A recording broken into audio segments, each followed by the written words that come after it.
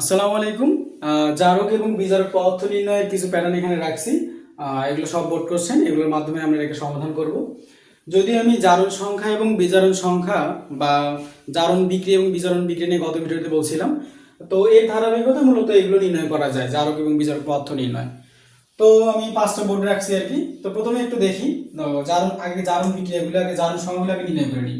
এখানে জিঙ্কের জারণ সংখ্যা 0, এখানে হাইড্রোজেনের জারণ সংখ্যা হচ্ছে +1, এখানে জিঙ্কের জারণ সংখ্যা হচ্ছে +2, এখানেও হাইড্রোজেন জারণ সংখ্যা হচ্ছে 0।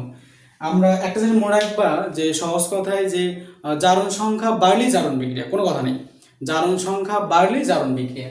সেক্ষেত্রে এর জারণ সংখ্যা, জিঙ্কের জারণ সংখ্যা ছিল 0, এখান থেকে হলো 2+, তার মানে এটা হচ্ছে জারণ বিক্রিয়া, এটা হচ্ছে আমাদের জারণ বিক্রিয়া। তাহলে এটা যদি জারণ বিক্রিয়া হয় তাহলে অবশ্যই পরটা বিজারণ হবে। তাহলে এই যে এটা হচ্ছে আমার বিজারণ বিক্রিয়া, এটা হচ্ছে আমার বিজারণ বিক্রিয়া।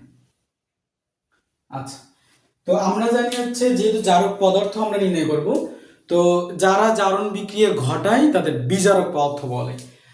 সেই ক্ষেত্রে এই যে জিঙ্ক এখানে আছে, এই জিঙ্ক হচ্ছে এখানে, সেক্ষেত্রে এখানে জিঙ্ক হচ্ছে আমাদের কি পদার্থ, এটা হবে বিজারক পদার্থ। আর এই যে হাইড্রোজেন প্লাস এটা হবে হচ্ছে আমাদের জারক পদার্থ, এটা মনে রাখবো। আচ্ছা, তারপরে আসি, এখানে আয়রন হচ্ছে 2+, এখানে আয়রন 2+, এখানে SN3 হচ্ছে 4+, এখানে এখানেও আয়রন হচ্ছে কত 3+, এখানে তিন, এখানে হচ্ছে 2+, ঠিক আছে। তো এখানে জারণ সংখ্যা বাড়লেই জারণ বিক্রিয়া, তার মানে এখানে আয়রন ছিল 2, এখানে হয়ে গেল আয়রন 3, তার মানে এই যে এই জায়গায় এই আয়রনটা হয়েছে কি জারণ বিক্রিয়া। তাহলে এটা হলো জারণ বিক্রিয়া, জারণ সংখ্যা বাড়ছে 2 থেকে 3। আবার এখানে 3 এর ক্ষেত্রে দেখো 4 থেকে কি হয়ে গেছে 2 হয়ে গেছে, তার মানে জারণ সংখ্যা কমছে, তাহলে এটা বিজারণ বিক্রিয়া, তাহলে এটা বিজারণ বিক্রিয়া। তাহলে যারা জারণ বিক্রিয়া ঘটায় তাদের বিজারক পদার্থ বলে। তাহলে এখানে এই যে আয়রনটা হচ্ছে বিজারক পদার্থ, এবং এখানকার এই যে SN4+টা হচ্ছে, তাহলে যেহেতু বিজারণ বিক্রিয়া ঘটাইছে তাহলে এটা জারক পদার্থ। একইভাবে নিচেরটায় আসি, এটা হচ্ছে আয়রন হচ্ছে এখানে 3+, আয়রন হচ্ছে 3+, এখানে হাইড্রোজেন হচ্ছে সালফারের সাথে কম্বিনেশন, তাহলে সালফার এখানে হচ্ছে 2-, এখানে আয়রন হচ্ছে 3+, এখানে হচ্ছে ক্লোরিন, এগুলো তো নাই, এখানে 0।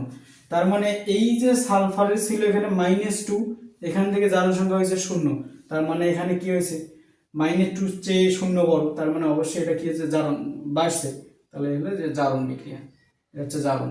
তাহলে বিজারণ কোনটা, এখানে মানে ভুল লিখছি আমি, এটা সম্ভবত এখানে 2 হবে, যাই যদি 2 হয় তাহলে 2+ হবে।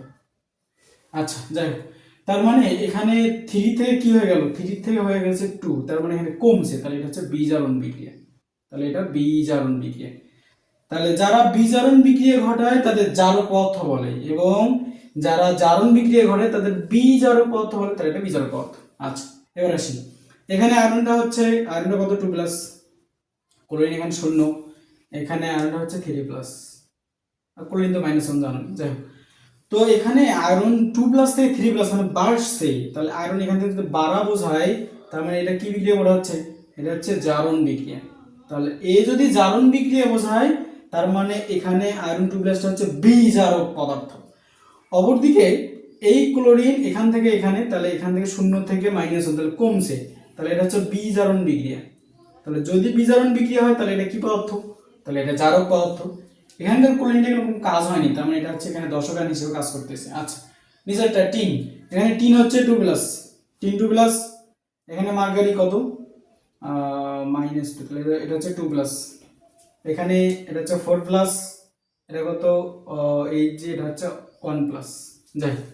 তাহলে এখানে SN2+ থেকে কি হলো, SN হচ্ছে 2+ থেকে গেল 4+, তার মানে এটা হচ্ছে জারণ বিক্রিয়া, কারণ বাড়ছে।